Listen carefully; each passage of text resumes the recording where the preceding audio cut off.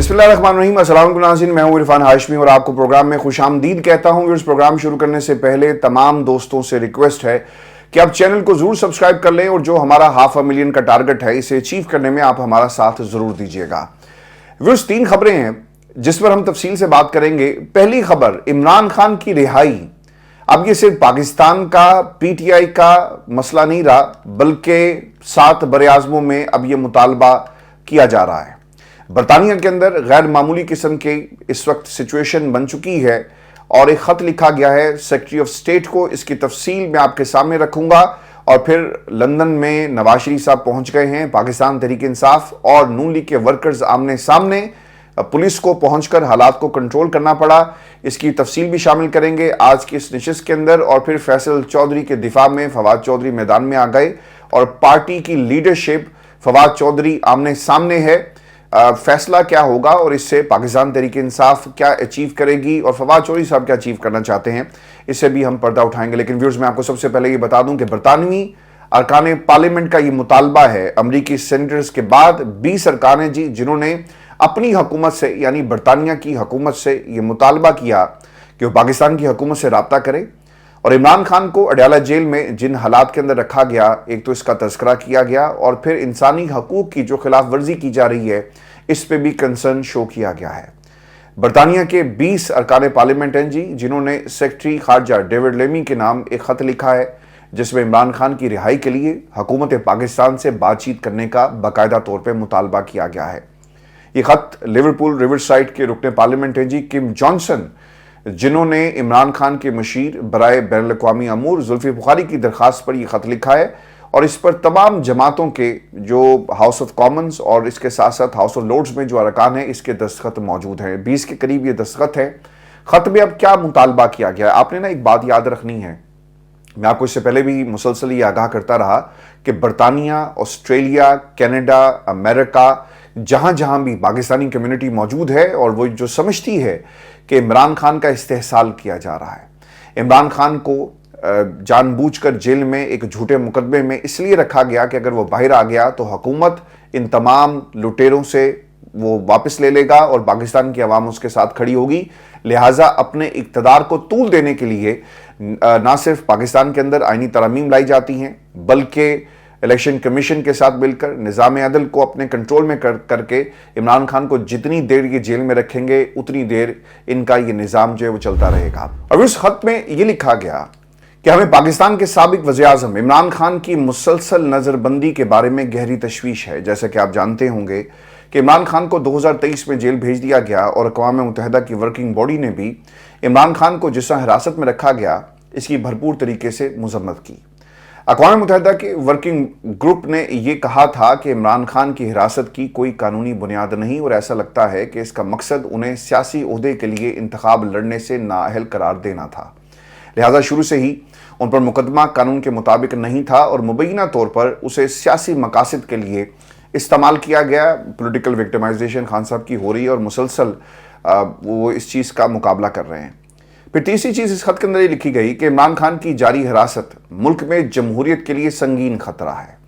दर हकीकत ये क्या सराइयाँ की जा रही हैं कि उनकी किस्मत का फैसला मुमकिन तौर पर एक फ़ौजी अदालत करेगी जो एक तशवीशनाक और मुकम्मल तौर पर गैर कानूनी इक़दाम की नुमाइंदगी करेगी। इमरान खान के मामले का हालिया जायज़ा लेने के बाद एमनेस्टी इंटरनेशनल ने भी ये कहा कि इमरान खान को हिरासत में लेकर उन्हें तमाम सियासी सरगर्मियों से दूर रखने के लिए कानूनी निज़ाम को हथियार बनाने का एक तरीकाकार अपनाया गया। यानी आपने पॉलिटिकल विक्टिमाइजेशन करनी थी और उसमें काजी साहब का क्या हाथ है, ये एमनेस्टी इंटरनेशनल ने भी एक तरीके से हमें बता दिया। पाकिस्तान के अंदर ना ये सारे का सारा निज़ाम जो था जिसमें काजी साहब मुदाखलत कर सकते थे, लेकिन जो मुदाखलत हो रही थी उन्होंने इस मुदाखलत को नहीं रोका बल्कि मुदाखलत को होने दिया और सहूलतकारी फराहम की और विक्टिमाइजेशन। दुनिया, एमनेस्टी इंटरनेशनल, वर्किंग बॉडी, अक़वाम मुत्तहिदा की सब ये कह रहे हैं कि पाकिस्तान के अंदर जमहूरियत का जो लिबादा ओढ़कर कुछ ताकतें जो इमरान खान के ख़िलाफ़ कार्रवाइयाँ कर रही हैं, ये इंसानियत के और जो बुनियादी इंसानी हकूक़ हैं इसकी खिलाफ वर्जी है। वहीं पर जमहूरी तकाज़ा ये है कि ट्रायल जो आप करने जा रहे हैं किसी भी फ़ौजी अदालत में, वो सिर्फ और सिर्फ कुछ लोगों को फ़ायदा पहुंचाने के लिए और जमहूरी आवाज़ को दबाने के लिए है। اس خط کے اندر جو اگلی چیز بڑی امپورٹنٹ ہے کہ کم از کم 3 ٹرائلز میں عمران خان کو اپنے دفاع کے لیے مناسب وقت اور سہولیات نہیں دی گئی۔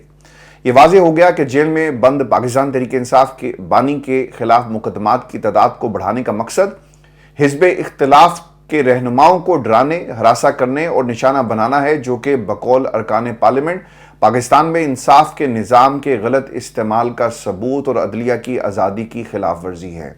اچھا، میں یہ منون ترجمہ اس کا کر رہا ہوں۔ اس کی ایک وجہ یہ بھی بنی تھی کہ کچھ دن پہلے ہمارے ایک دوست نے، جو ہمارے ریگولر ویور ہیں، انہوں نے کہا جی تانوں انگریزی بولنے کا بڑا شوق ہے آپ کو، اور انہوں نے ایک اور نام بھی لیا تھا شہاب کا، کہ دونوں کو انگریزی بولنے کا بہت شوق ہے، تو ہمارے جیسے لوگوں کے لیے آپ اردو میں بات کریں۔ اچھا، مجھے بعض دفعہ تھوڑی سی یہ پریشانی، کیونکہ میں کچھ دنوں سے پلان کر رہا تھا کہ ایک انگریزی میں ہم شو جو ہے وہ سٹارٹ کریں، تو میں اوبیسلی پریشانی اس لیے ہو گیا کہ اگر میں نے انگریزی میں پروگرام میں ایک آدھا شروع کر دیا تو آپ لوگوں کا اس کے اوپر جو رد عمل ہے وہ کیا ہوگا۔ تو اس پہ ضرور آپ نے بتانا ہے کہ جو برطانیہ، امریکہ اور باقی دنیا کے جو باقی حصے ہیں جہاں پر لوگ اردو زبان کو نہیں سمجھتے لیکن وہ پاکستان کے حالات کے بارے میں جاننا چاہتے ہیں، تو ان کے لیے ایک پروگرام ہم انگریزی کا لانا چاہتے ہیں، تو اس پر ویورز آپ نے اپنی رائے جو ہے وہ ضرور دینی ہے۔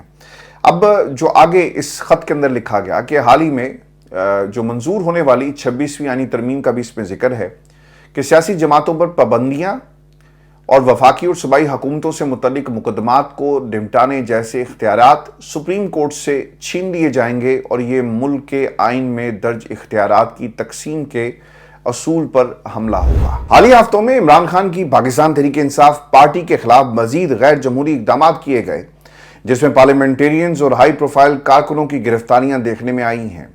پھر یہ بھی نقطہ اٹھایا گیا ہے کہ اسلام آباد میں جلسہ کرنے کی پیش کی اجازت ملنے کے باوجود ایسا لگتا ہے کہ پاکستانی حکام نے غیر منصفانہ طور پر پاکستان تحریک انصاف کے حامیوں کی حراست میں لینے کے لیے نیا پبلک آرڈر ایکٹ جو ہے وہ نافذ کیا۔ اس ایوان کے ارکان پارلیمنٹ اس بات پر متفق ہوں گے کہ اس سے جو سیاسی مثال قائم ہو رہی ہے وہ خطرناک ہے، لہٰذا عمران خان کو مقدمے کی سماعت سے قبل فوری طور پر رہا جو ہے وہ کیا جانا چاہیے۔ ایک ملک کی حیثیت سے ہمارا یہ فرض ہے کہ ہم ہر جگہ انسانی حقوق، جمہوری روایات، بین الاقوامی قانون کے لیے کھڑے ہوں، لہٰذا ہم زور دیتے ہیں کہ عمران خان کی باحفاظت رہائی کے لیے حکومت پاکستان سے رابطہ کیا جائے، اور یہ ایک نہیں، دو نہیں، بلکہ 20 اراکین جو پارلیمنٹ ہے، ممبر آف پارلیمنٹ، ان کی طرف سے یہ معاملہ جو ہے اٹھایا گیا ہے۔ میں نے پچھلے 5 برسوں میں نواز شریف صاحب کو بھی اسی ملک کے اندر دیکھا، ان کا نہ کوئی انٹرویو آیا، وہی جو ان کے صحافی ہوتے ہیں جو یہ کہا کرتے تھے کہ ہم سڑک والے نہیں ہیں، ہم اندر والے ہیں اور ہم اندر بیٹھتے ہیں، اور اس کے بعد انہیں عہدے بھی مل گئے، سارے معتبر ہیں جی، لیکن جو ان کا کردار ہے وہ معتبر نہیں ہے۔ نواز شریف کے انٹرویوز ہم نے کبھی برطانوی میڈیا میں چلتے ہوئے نہیں دیکھے، ہم نے کبھی BBC میں ان کا کوئی انٹرویو نہیں دیکھا، ہم نے پاکستان کے ٹی وی چینلز کے اوپر انٹرویو نہیں دیکھا، برطانیہ کا میڈیا تو بہت دور کی بات ہے۔ عمران خان کے انٹرویوز جیل میں سے بھی آ رہے، یہ ایک اوبیسلی باؤ جی کو اس کا بڑا دکھ ہوگا، اور باؤ جی کیونکہ تیاری کر کے سوالات کا جواب جو ہے وہ یاد کر کے بیٹھتے ہیں، تو شاید اس لیے انہیں کبھی پاکستان کے ٹیلی ویژن چینلز کو بھی فیس نہیں کیا، اور باہر کی دنیا کو تو شاید فیس کرنا، شاید ان کی انگریزی جو ہے اس بات کی اجازت نہیں دیتی۔ برطانوی پارلیمنٹ نے کبھی نواز شریف کے لیے اس قسم کے خطوط نہیں لکھے ہوں گے اراکین پارلیمنٹ کی طرف سے، ہاؤس آف ریپرزینٹیٹیو کی طرف سے بھی اس قسم کے خطوط نہیں لکھے گئے ہوں گے۔ آسٹریلیا، کینیڈا، آپ کا اقوام متحدہ، اس کے ساتھ ساتھ جو دنیا کی انسانی حقوق کی جتنی بھی تنظیمیں ہیں وہ عمران خان کی رہائی کا مطالبہ کر رہی ہیں، اور اب یہ معاملہ 7 براعظموں تک پھیلے گا، اور زلفی بخاری صاحب اس کو لیڈ کر رہے ہیں، بالکل ٹھیک ہے آپ کریں، لیکن دیکھنا یہ ہوگا کہ پاکستان کے اندر جو تحریک انصاف کی قیادت ہے وہ اس حوالے سے کیا کرتی ہے۔ سڑک پر نکل کر کیا پاکستان تحریک انصاف عمران خان کی رہائی کے حوالے سے پریشر بلڈ اپ کر سکے گی، اور ہمیں یہ بھی دیکھنا ہے کہ یہ جو پریشر ہوگا وہ کس نوعیت کا ہوگا، پاکستان کی حکومت سے بات کرنے کے حوالے سے مذاکرات کی ٹیبل پر انہیں آپ لا کر کنونس کر سکیں گے، یا پھر سڑک کے اوپر احتجاج کر کے عمران خان کی رہائی کا کوئی راستہ جو ہے وہ نکالا جا سکتا ہے۔ تو پاکستان تحریک انصاف کو اب یہ اصولی فیصلہ کرنا ہے۔ انٹرنیشنل پریشر عمران خان کی اپنی پرسنالٹی کی وجہ سے بہت زیادہ پڑا، اور آج یہ جو MPs ہیں جن میں 20 کے قریب ممبر آف دا پارلیمنٹ جو یہ خط لکھ رہے ہیں، یہ عمران خان کی شخصیت کا اثر ہے کہ وہ زلفی بخاری نے جا کے کہا کہ جناب دیکھیں پاکستان میں کیا ہو رہا ہے. تو اگر یہاں پر باؤجی ہوتے، یہاں پر اگر آصف علی زرداری ہوتا، یہاں پر بلاول ہوتا، یہاں پر کوئی اور ہوتا، مریم ہوتی، تو شاید یہ نہیں ہوتا. کیونکہ مریم کا تو خیر لوگوں کو نام بھی نہیں پتا. برطانیہ کیا دنیا میں یہ جو ایم پیز جن کی میں بات آپ کے سامنے کر رہا ہوں، ان میں سے کسی کو نہیں پتا ہوگا کہ نواز شریف کی کوئی بیٹی ہے اور وہ پنجاب کی سی ایم ہے. تو یہ فرق ہے. تو پاکستان تحریک انصاف کو جو اس وقت آپس کی لڑائیاں لڑ رہی ہے، انہیں کیا کرنا چاہیے؟ دیکھیں آج شیر افضل مروت نے نا ایک تقریر کی ہے. اس سے پہلے شیر افضل مروت کے حوالے سے کچھ ریزرویشنز تھی. شیر افضل مروت کو پارٹی سے نکالنے کے حوالے سے باتیں ہوتی رہی. شیر افضل مروت جو ہیں وہ جا کر وہاں پہ کھڑے ہوئے، انہیں اندر جانے نہیں دیا گیا. پارٹی کی ممبرشپ کینسل کر دو. وہ عمران خان کے سامنے پیش ہوئے، انہوں نے اپنا مدعا رکھا. تو خان صاحب نے کہا کہ ٹھیک ہے جاؤ، جا کر اب دوبارہ سے شروع ہو جاؤ اور یوتھ کو جو ہے وہ اکٹھا کرو. اب عمران خان اکیلا چھوڑ دیا گیا. یہ کون کر رہا ہے؟ شیر افضل مروت. اب وہ پھٹ پڑے اور انہوں نے کیا کہا؟ پشاور میں خطاب کیے کارکنوں سے، اور خطاب کرتے ہوئے انہوں نے کہا کہ عمران خان کو اکیلا چھوڑ دیا گیا ہے. ہم آپس کی چپکلش میں عمران خان کو بھول گئے ہیں. پارٹی عہدوں اور وزارتوں کے چکر میں سب جو ہیں وقت ضائع کر رہے ہیں. مجھے پارٹی سے نکالنے کی دھمکی بالکل بھی ڈرا نہیں. انہوں نے دھمکی دی. کے پی کابینہ میں چند وزراء وزارتوں کے مزے لوٹنے کے لیے یہ سب کچھ جو ہے وہ کام کر رہے ہیں، اور عمران خان کی رہائی کے لیے جو 100% ایفرٹس ہونی چاہیے تھی وہ نہیں ہو رہی. پھر وہ شیر افضل مروت یہ بھی کہتے ہیں کہ میں عمران خان سے ملاقات کر کے اب سب کچھ ان کو بتاؤں گا. باجوڑ میں جس ڈی پی او نے مجھ پر گولیاں چلائی، اسے پشاور میں ایس ایس پی لگا دیا گیا. جن کو جیلوں میں ڈالنا تھا انہیں کے پی حکومت میں عہدوں پر فائز کر دیا گیا. عمران خان کو احتجاجی مظاہروں کے بارے میں بھی سب کچھ بتاؤں گا. یہ لنگڑے لولے احتجاج اب نہیں ہوں گے. اب پاکستان تحریک انصاف کے اندر ایک سوچ ڈیولپ ہو رہی ہے، یاد رکھیے گا، اور یہ بڑی خطرناک سوچ ہے. پارٹی کے وہ لوگ جن کے پاس کوئی عہدہ نہیں ہے، پارٹی کے وہ قائدین جو یہ سمجھتے ہیں کہ عمران خان کی رہائی کے لیے علی امین گنڈا پور اینڈ کمپنی اس طرح سے ایفرٹس نہیں کر رہے، اب یہ لوگ اگر اکٹھے ہو گئے اور انہیں خاندان کی آشیرواد حاصل ہوئی تو پھر آپ روک نہیں سکیں گے. اور ایک حکم ہے، اگر عمران خان کا آ گیا تو پھر علی امین گنڈا پور کو جو ہے اس کے اوپر سر خم کرنا پڑے گا. یہ لوگ جو بار بار کہہ رہے ہیں نا کہ پارٹی کمپرومائز ہو گئی، اور پھر شیر افضل مروت کا بولنا، یہ ہمیں بہت کچھ بتا رہا ہے. اور اسی جو آپس کی لڑائی ہے نا، اس کے ایک اور اینگل بھی ہے. فیصل چودھری اور پھر بیرسٹر گوہر آمنے سامنے آ گئے ہیں جی، اور پھر پارٹی کے باقی لوگوں سے بھی ان کی لڑائی ہوئی ہے. آپ کو یہ معلوم ہوگا کہ فواد چودھری اور ان کے بھائی جو ہیں انہیں پارٹی کے اندر کچھ زیادہ پسند نہیں کیا جاتا. کل فیصل چودھری صاحب کس حیثیت میں گئے، سلمان اکرم راجہ صاحب کو یہ جاننا چاہیے تھا، اور وہ ملاقات بھی کر کے آئے. اور پھر اس کے بعد کیا ہوا وہ پوری دنیا نے دیکھا. کمنٹ مانگا گیا سلمان اکرم راجہ سے، تو انہوں نے کہا کہ میں اگر اپنے چپڑاسی کو نکال دوں تو کیا آپ نیشنل ٹیلی ویژن چینل پر بیٹھ کر آپ میرے سے سوال کریں گے، اور میں ضروری نہیں سمجھتا کہ ایسے کسی بھی غیر اہم بندے کا جو ہے وہ میں اس کا جواب دوں. فیصل ایڈوکیٹ نے پاکستان تحریک انصاف کے چیئرمین بیرسٹر گوہر خان کی ہدایت پر جی کہا یہ جاتا ہے کہ انہوں نے عمران خان کو جیل میں سہولتوں کی عدم فراہمی کے حوالے سے ایک درخواست جو ہے وہ ہائی کورٹ میں جمع کروائی. اور پھر اس درخواست میں کہا کیا گیا کہ عمران خان کو جیل میں بنیادی انسانی جو سہولتیں ہیں ان سے محروم کیا گیا، جیل مینول کی خلاف ورزی کی جا رہی ہے، اور عدالت عمران خان کے انسانی حقوق کی نگہبان ہے، اور فوری طور پر عمران خان کے حقوق بحال کیے جائیں. یہ موقف رکھا گیا. پھر بیرسٹر گوہر نے اس درخواست کی وضاحت کی. انہوں نے ٹویٹر پر لکھا کہ عمران خان کو جیل میں بنیادی سہولیات کے حوالے سے ایک درخواست ان کے پرانے وکیل کی جانب سے دائر کی گئی، جبکہ یہ درخواست سوموار کو دائر کی جائے گی، اور تحریک انصاف کی قیادت جس کو بھی وکیل نامزد کرے گی وہ ان درخواستوں کی پیروی کرے گا. یعنی ایک طرح سے بیرسٹر گوہر چاہ رہے تھے کہ فیصل چودھری اس کی پیروی نہ کریں. شیخ وقاص اکرم نے جی میدان میں اترے. انہوں نے بھی ٹویٹر پر لکھا کہ فیصل چودھری کے حوالے سے جو بھی فیصلہ سلمان اکرم راجہ نے لیا پارٹی اس کے ساتھ ہے. پھر فیصل چودھری نے بیرسٹر گوہر کو اس کا جواب دیتے ہوئے لکھا کہ عزیزی گوہر خان، میں خان صاحب کے ساتھ 2015 سے ہوں. میں یہ سمجھتا ہوں کہ آپ پہ بہت پریشر ہے، اس لیے آپ کے ساتھ ہوں، لیکن حقائق کی رسکی کے لیے پٹیشن آج آپ کی ہدایت پر اور اس کے بعد ہم نے دائر کی ہے، جس میں آپ نے مجھے خان کی فیملی کی طرف سے عندیہ دیا.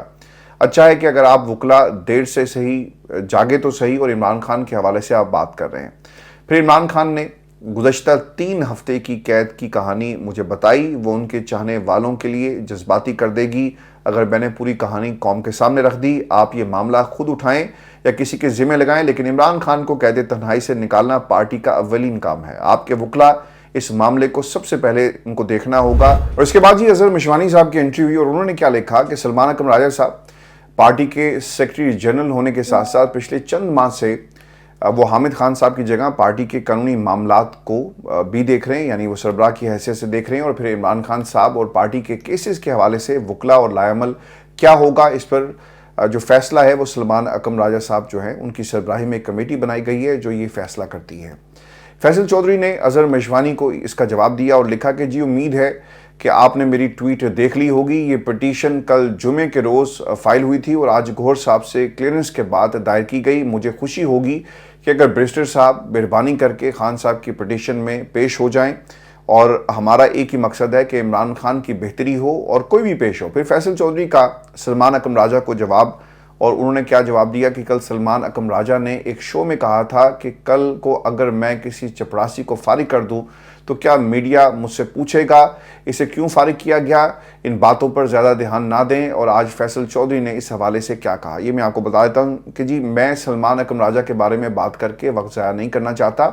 میں ان کو اس قابل نہیں سمجھتا کہ ان کی کسی بات کا جواب دوں۔ میرے لیے بھی سلمان اکرم راجہ کا وہی سٹیٹس ہے جو انہوں نے کل میرے بارے میں کہا۔ اب جی لڑائی میں مزید اضافہ کب ہوا یہ بھی میں آپ کو بتا دیتا ہوں۔ لڑائی میں اس وقت بھی اضافہ ہوا جب رؤف حسن نے ایک پوسٹ میں کہا کہ فیصل چودھری کا ٹاپک اور ان کا تحریک انصاف میں آنا تحریک انصاف کو تقسیم کرنے کی ایک کوشش ہے، اور یہ دونوں ٹاؤٹ بھائی کافی عرصے سے یہ کوشش کر رہے ہیں کہ کسی طرح پاکستان تحریک انصاف پہ یہ انٹری ماریں۔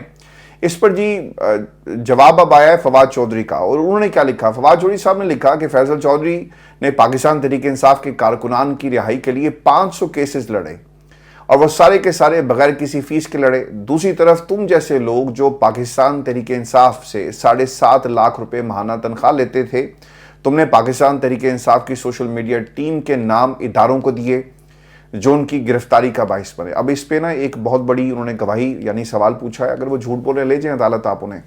وہ یہ کہتے ہیں کہ دل پر ہاتھ رکھ کر بتائیں لسٹ آپ کو کس نے دی؟ احمد جنجوا کو کس نے گرفتار کروایا؟ اظہر کے بھائی کیوں اٹھائے گئے؟ اور کون تھا جس نے رضوان اور سبغت کے نام جو ہیں وہ پاکستان کے اداروں کو دیے؟ تو سر یہ لڑائی جو ہے بڑھ رہی ہے، اس کا فائدہ کس کو ہوگا؟ کسی کو نہیں ہوگا۔ تحریک انصاف کا نا جی ایک ہی مشن ہونا چاہیے، خان کی رہائی۔ اور پاکستان تحریک انصاف کیوں یہ سب معاملات جو ہیں اس کے اوپر قابو نہیں پا رہی؟ میں مسلسل اس سے پہلے بھی کہتا رہا اور آج بھی پاکستان تحریک انصاف کے تمام دوستوں سے ریکویسٹ کریں گے کہ جب تک آپ اکٹھے ہو کر عمران خان کی رہائی کے لیے کی کوششیں نہیں کریں گے، عمران خان رہا نہیں ہوگا۔ کم از کم حکومت پہ پریشر ڈالیں، راستے کھولیں۔ اور اب ایسا لگ رہا ہے کہ آئینی ترمیم جو ہو گئی ہے اس کے بعد پاکستان تحریک انصاف پورے نقشے سے غائب ہو گئی ہے۔ کیوں ایسا ہو رہا ہے؟ آپ نے جو پریشر بنایا تھا احتجاج کا اسے کیوں ختم کر دیا؟ پاکستان تحریک انصاف کیوں پیچھے ہٹ گئی؟ وہ کون سی ایسی مجبوریاں ہیں کہ آپ ابھی بھی سڑک پر موجود نہیں ہیں؟ اور لوگوں کو آپ کو اس بات کا اب جواب دینا پڑے گا۔ اب فواد چودھری ہو، فیصل چودھری ہو، رؤف حسن ہو، یہ لڑائیاں جو ہیں آپ کے اپنے گھر کی ہیں، آپ بیٹھ کے لڑیں۔ آپ اور فواد چودھری کو نہیں مانتے نہ مانیں، فیصل چودھری کو آپ نے پارٹی سے نکال دیا بالکل ٹھیک ہے، لیکن عمران خان کی رہائی سے سفر نہیں ہونی چاہیے جو اس وقت ہمیں ہوتی ہوئی جو ہے وہ نظر آ رہی ہے۔ ویورز، پاکستان تحریک انصاف کو بہت جلدی جو ہے اپنے معاملات جو ہیں انہیں درست کرنا ہوگا، اور اگر انہوں نے نہ کیا تو اس کا نقصان جو ہے وہ پوری پاکستان تحریک انصاف کو تو ہوگا ہی ہوگا۔ یہ خان صاحب کی رہائی اس کے اوپر بہت زیادہ افیکٹ کرے گی۔ وہ لوگ جو پاکستان سے باہر ہیں وہ اپنے طور پر کوششیں کرتے ہیں۔ مثال کے طور پر آج دیکھ لیں کہ لندن میں کیا ہوا ہے، باؤ جی نے ادھر سے آنا تھا اور دوسری طرف سے شایان جو ہے وہ پہنچ گیا پاکستان تحریک انصاف کے ورکرز کو لے کر، اور جو نعرہ ہمیشہ سے لگتا رہا اس نے وہ نعرے لگائے، اور دوسری طرف سے پاکستان مسلم لیگ نون بھی پہنچی ہے، اور انہوں نے یہ احساس دلایا ہے برطانیہ کی فضاؤں کو اور برطانیہ کی سرزمین کو کہ ہم نے عمران خان کو تنہا نہیں چھوڑا۔ ہم جہاں بھی ہمیں نظر آئے گی پاکستان مسلم لیگ نون کی قیادت، ہم احتجاج کریں گے، اور آج دوبارہ یہ احتجاج ہوا۔ ویورز، شام سے ہی ایون فیلڈ کے باہر جو ہے وہ کارکنان کی ایک بڑی تعداد دونوں طرف سے موجود تھی۔ نون لیگ کے ورکرز بھی پہنچے اور اس کے ساتھ ساتھ پاکستان تحریک انصاف کے ورکرز بھی پہنچے، اور ایک ٹینس ماحول ہم نے دیکھا، اور اس وجہ سے پولیس کو جی پہنچنا پڑا۔ درمیان میں پولیس تھی، دونوں طرف ورکرز تھے، اور زبردست قسم کی نعرے بازی کی گئی۔